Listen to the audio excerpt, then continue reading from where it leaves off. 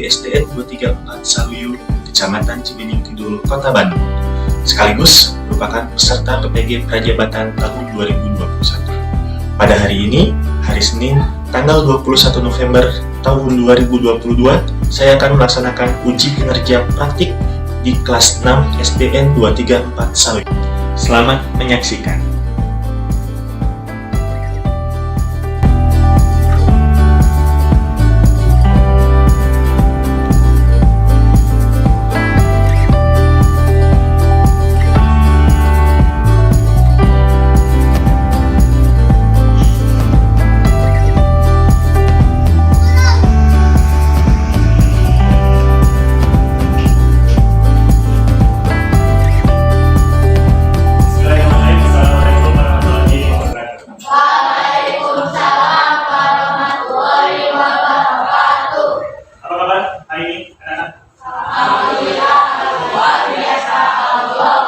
Kurang kompak. Apa kabar hari ini? Alhamdulillah luar biasa. Alhamdulillah. Di pagi hari ini kita masuk dalam keadaan sehat walafiat, di mana kita siap untuk menerima pembelajaran yang baru. Ya, hari ini kita akan masuk ke dalam tema 5, pembelajaran tema 5 tentang wirausaha, tema 2 usaha, di sekitar itu pembelajaran ketiga. Nah, sebelum kita masuk ke pembelajaran, alangkah baiknya adalah kita berdoa terlebih dahulu, yang akan dipimpin oleh Zulfikar. Jika berdoa, a'udzubillahi minasyaitonirrajim. Bismillahirrahmanirrahim.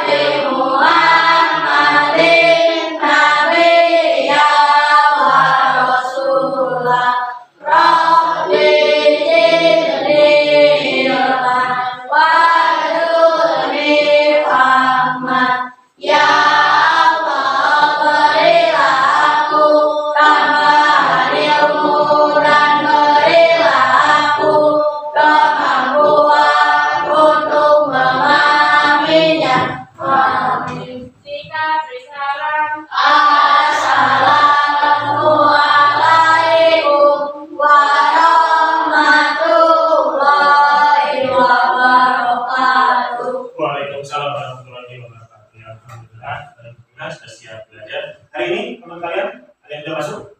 Ada siapa? Ali Pak dalam hari. Oke, tidak apa-apa ya. Oke, selanjutnya menyanyikan lagu nasional. Ya, mudah-mudahan tidak ada kendala. Silakan untuk berdiri.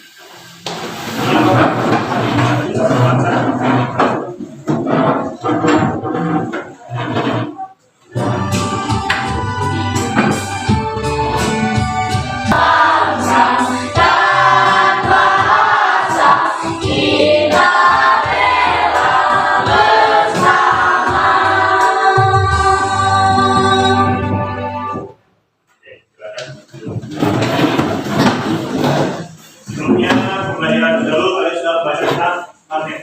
Ya, nah tujuan pembelajaran kita hari ini bahwa kalian akan mengamati sebuah gambar dalam PowerPoint nanti. Kalian harus bisa mengidentifikasi benda magnetis dan non magnetis. Yang keduanya, kalian juga bisa menganalisis tentang magnetis dan non magnetis. Nanti juga di kegiatan berdiskusi kalian harus bisa menyajikan sebuah laporan hasil percobaan tentang sifat magnet dan penerapannya dalam kehidupan sehari-hari. Selanjutnya kalian akan mengamati juga nanti kalian akan melihat dan mengidentifikasi petunjuk teks formulir atau khususnya daftar riwayat hidup. Yang selanjutnya kalian mengamati juga di PowerPoint kalian harus bisa menganalisis petunjuk teks formulir daftar riwayat hidup. Ya, dan selanjutnya juga kalian harus bisa membaca dapat menjadikan teks formulir daftar riwayat hidup. Daftar riwayat hidupnya seperti apa dan bagaimana nanti kalian ditulis di dalam APD-nya dengan kelompok, cara ada kelompok ya. Nah, sebelumnya kita juga sudah membahas tentang magnetis, tentang teks formulir, gitu kan, jenis formulir itu digunakan untuk apa, dan magnet itu berbagai macam bentuknya, terus fungsinya juga seperti apa. Kalian sudah membaca di pembelajaran sebelumnya yang kita coba kirimkan ya. Nah, ini ada sebuah gambar. Apa saja? Batu. Kecil, batu, bambu. Jadi yang dikasih pakai buat kalian. Nah, tetapi silakan Bapak ingin mengamati apa yang terlintas di dalam pikiran kalian setelah kalian mengamati gambar-gambar di PowerPoint. Betul, benda magnetis dan benda magnetis. Maaf ya saya. Nah, kalau misalkan benda magnetis yang mana? Kalau yang magnetis? Oke, acukan tangannya. Kenapa dua benda ini bisa dikategorikan sebagai benda magnetis dan non magnetis? Karena acukan tangan. Kira-kira. Mengapa kalian bisa mengasumsikan Pak benda ini magnetis, Pak benda ini non magnetis? Kenapa?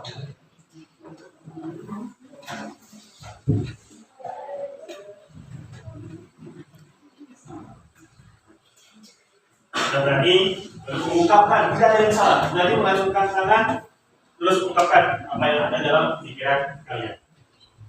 Silakan berdiskusi dulu dengan teman-temannya, siapa tahu ada yang mempunyai jawabannya tapi malu-malu gitu untuk mengungkapkan.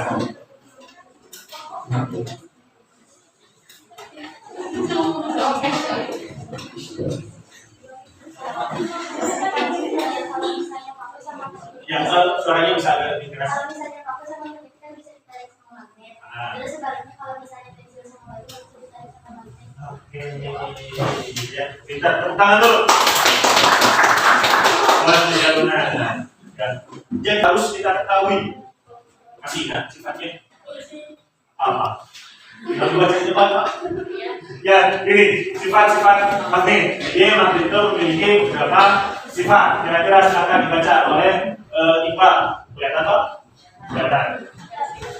Memiliki daya tarik, memiliki dua buah bentuk yaitu putaran dan selatan, untuk senama, tolak menolak, untuk tidak senama tarik menarik, memiliki daya yang dapat mampu manapun berat tertentu, magnet dapat menarik berat tertentu. Ya, oke. Ya, dia pertama memiliki gaya tarik menarik. Ketika sebuah benda itu memiliki gaya tarik menarik, maka bisa dikatakan benda tersebut adalah apa? Magnet. Ya, magnet. Yang pertama. Yang kedua, memiliki dua buah kutub, yaitu kutub utara dan kutub selatan. Ya, biasanya di dalam magnet itu ada dua kutub. Kalau kalian pernah lihat gambarnya, sudah kan pernah lihat gambarnya? Nah, itu ada kutub selatan dan kutub utara. Anggap ini adalah kutub selatan dan ini adalah kutub utara. Ya. Nah, ketika kutub senama tolak menolak, maksudnya ketika kutub utara dengan kutub utara, ya, atau kutub U itu disatukan, maka dia tidak akan menempel jauh. Jadi mau dibedakan juga nggak bisa. Iya, ya. Susahnya jangan dianalogikan kepada hal-hal yang lain ya. Kita susah. Nah, begitu pun dengan kutub selatan. Tapi ketika kutub utara bertemu dengan kutub selatan atau kutub positif bertemu dengan kutub negatif, maka apa yang akan terjadi? Dia akan tadi menarik yang sangat begitu kuat. Akan saling menarik itu.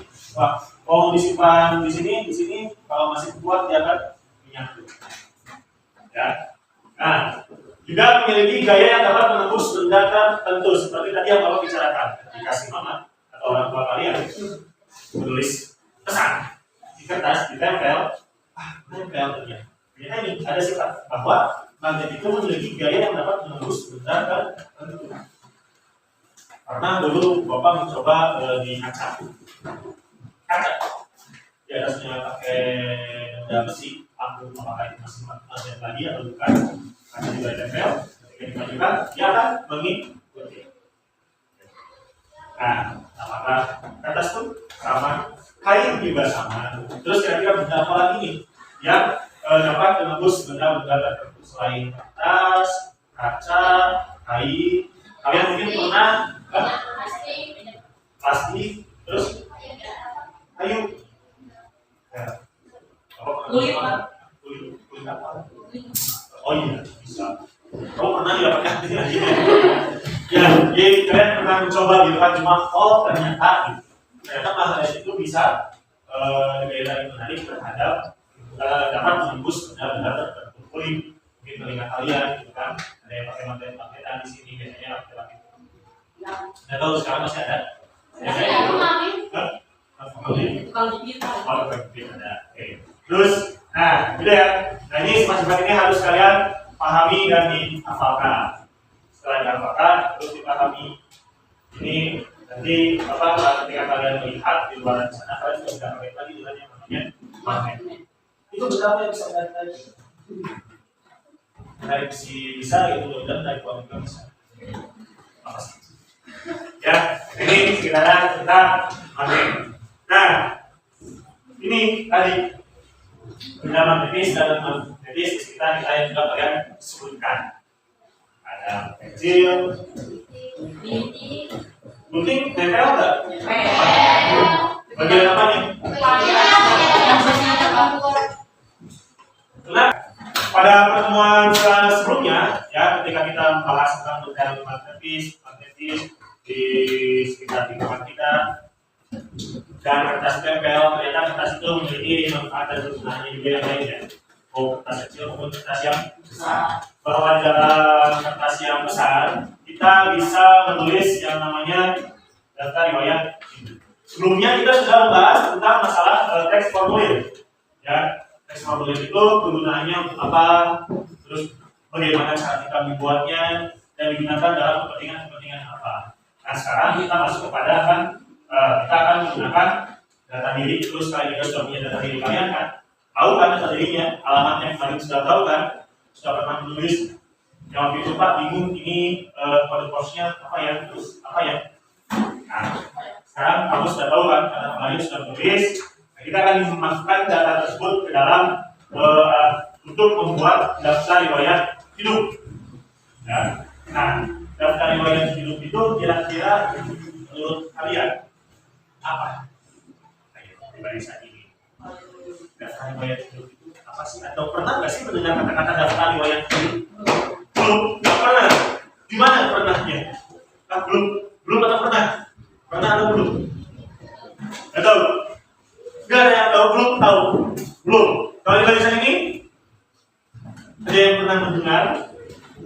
Atau kalau nggak salah saya pernah dengar sepupu kakak sepupu saya atau bibi saya atau paman saya bikin bahwa daftar riwayat hidup nih. Coba siapa yang mau baca? Atta Larik, oke Atta Larik. Coba suaranya pengen dibaca sama Atta Larik. Yang keras suaranya biar kedengaran. Daftar riwayat hidup adalah dokumen yang menginformasikan tentang kualifikasi dan informasi pribadi seorang kandidat atau pribadi. Ya, informasi yang disebut dalam riwayat hidup bisa mencakup data pribadi, tingkat pendidikan, prestasi, keterampilan, pengalaman kerja, dan lain-lain. Ya. Di daftar riwayat hidup itu dikatakan sebagai dokumen yang menginformasikan tentang kualifikasi dan informasi pribadi seorang kandidat atau pencari kerja. Nah, nanti di suatu saat nanti ketika kalian beranjak dewasa, setelah kalian lulus dari bangku pendidikan, kalian akan ada di masa yang namanya mencari kerja. Mencari kerja pasti memakai surat lamaran. Di dalam surat lamaran itu, ini salah satunya ada yang namanya daftar riwayat hidup. Biar ketika kalian melamar pekerjaan dilihat oleh bagian penerima pekerjaan, itu dilihat daftar riwayat hidupnya. Oh, namanya siapa, lahirnya di mana, ya. Terus apa lagi kira-kira? Tanggal berapa lahirnya, alamat rumahnya di mana, gitu kan? Iya, umur nomor juga bisa dimasukkan dan dicek nanti dulu tidak identitas dirinya. Kan kadang-kadang ada yang suka memalsukan data dirinya. Di sana dikatakan S1 padahal baru SMA. Kadang ada itu namanya pemalsuan identitas diri atau pemalsuan data riwayat. Kenapa dikatakan pemalsuan? Karena tidak memasukkan data yang sebenarnya. Kaliannya tinggalnya dicemucar, ditulisnya tidak perlu. Ya. Terus Zulfikri nomor HP-nya sekian adalah nomor HP. Tapi nggak apa-apa. Ya. Terus Keila umurnya 29 tahun, ditulisnya baru 17 tahun. Padahal sekarang pas saya masih 12 tahun. Oke, nah seperti ini ya. Jadi daftar riwayat hidup itu adalah kita harus menuliskan daftar riwayat hidup kita yang sesungguhnya. Tidak ada sesuatu hal yang dipalsukan, tidak boleh. Karena itu melanggar hukum. Ya, harus tulis. Oke. Dari sini ada yang mau ditanyakan terlebih dahulu? Tidak ada? Kalau tidak ada, silakan kalian membentuk mejanya dalam kelompok kelompok 1, kelompok 2, kelompok 3, kelompok 4, dan kelompok 5. Silakan. Mejanya dibikin senyaman mungkin.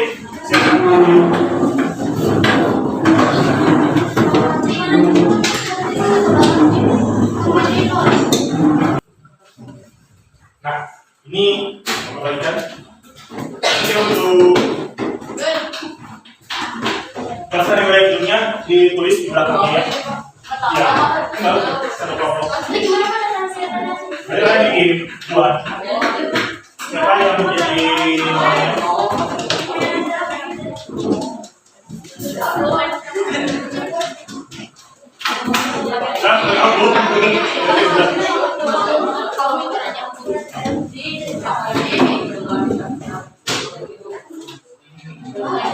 Nah, silakan secara berkelompok dan diskusi kalian mengisi KPD-nya secara bersama-sama. Ya, sekarang tanggal 21. Silakan. Iya, hari presentasikan. Bisa apa yang presentasi? Ya, bisa. Oke, silakan. Harus keluar.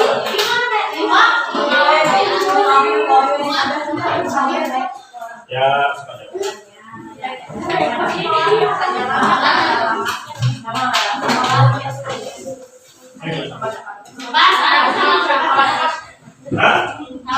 sekarang kalau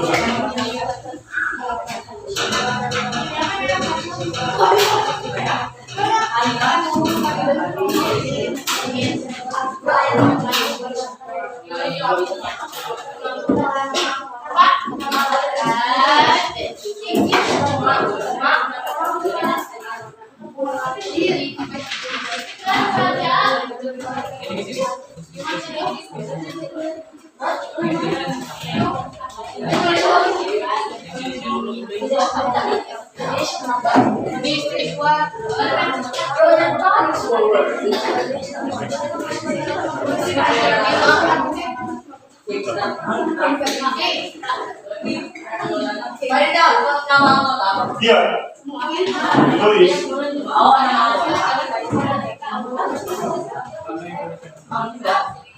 Boleh. Kalau ada yang mau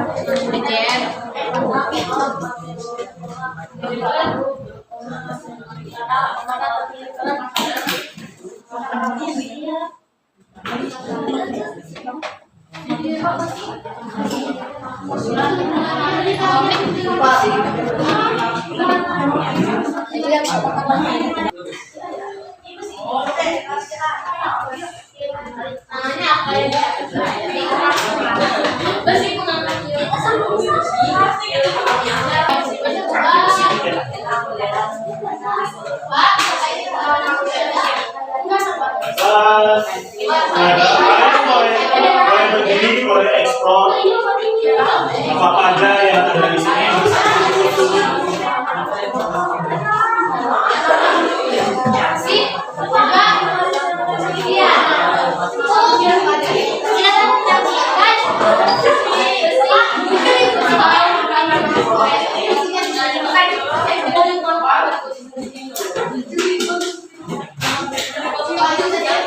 Ya.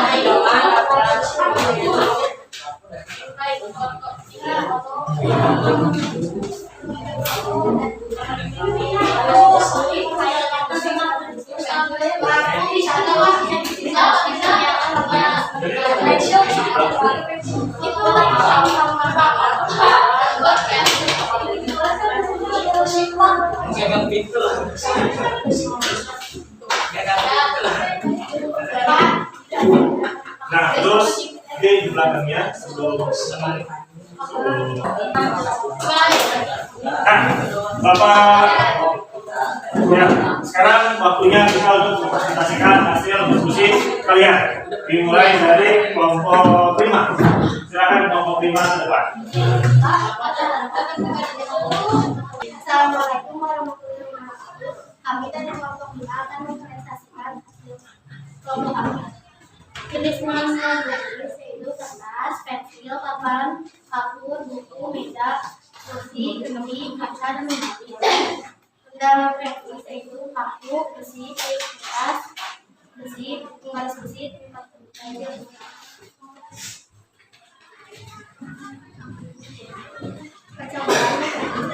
Dan menggunakan praktis itu paku ketika ditarik oleh magnet dia akan tertarik, silet dan jari ketika ditarik oleh magnet dia akan mengikuti kemana magnet itu akan digerakkan. Ketika mencoba mengulang dengan kertas atau plastik, sifat kemagnetisan tidak akan besar. Sedangkan magnet ketika pensil dicoba ditarik oleh magnet dia tidak akan daya tariknya cukup basic, non-magnetis, buku, pensil, dan lemari kayu. Contoh-contoh benda magnetis dan non-magnetis di dalam kelas buku adalah non-magnetis, buku, pensil, cukup, kayu. Dapat menyebutkan benda magnetis dan non-magnetis yang ada di kelasmu. Non-magnetis adalah kursi, meja, jendela, kaca, papan tulis. Magnetis adalah kursi, jendela, kursi meja, jarum, gantung, pin, fokus. Contoh-contoh benda magnetis dan non-magnetis di dalam kelasku adalah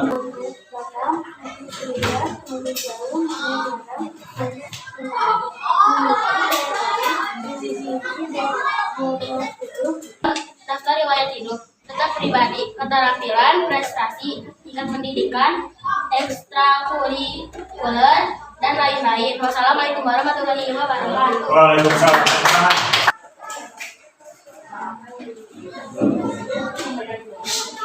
Oke, kita akan tes hasil hasil pembelajaran kita hari ini.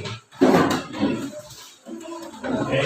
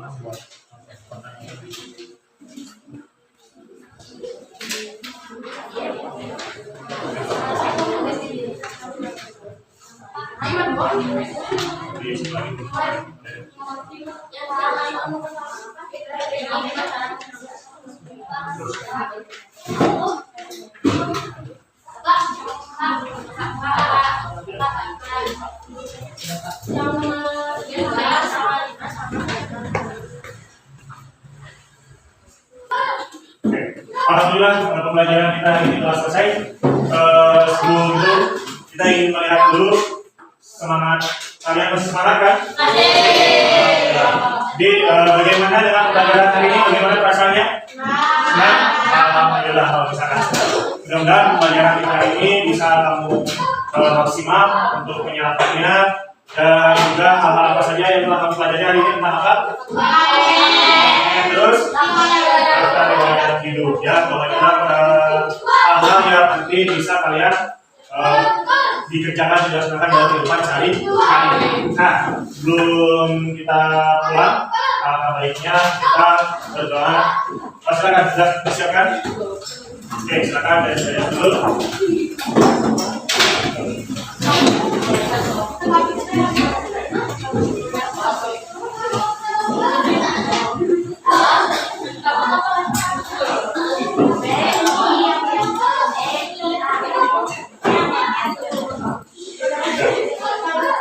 Alhamdulillah, pembelajaran Rasulullah.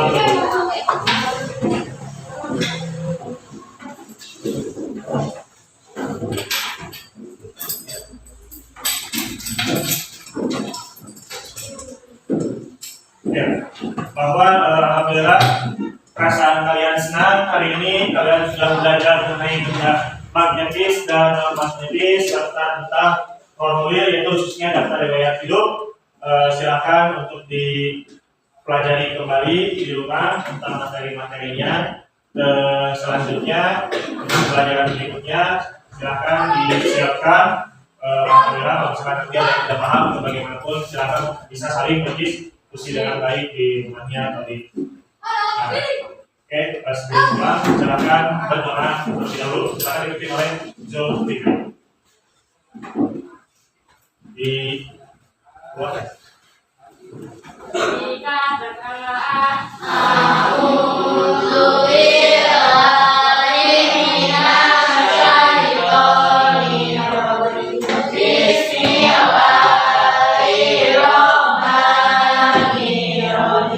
Wa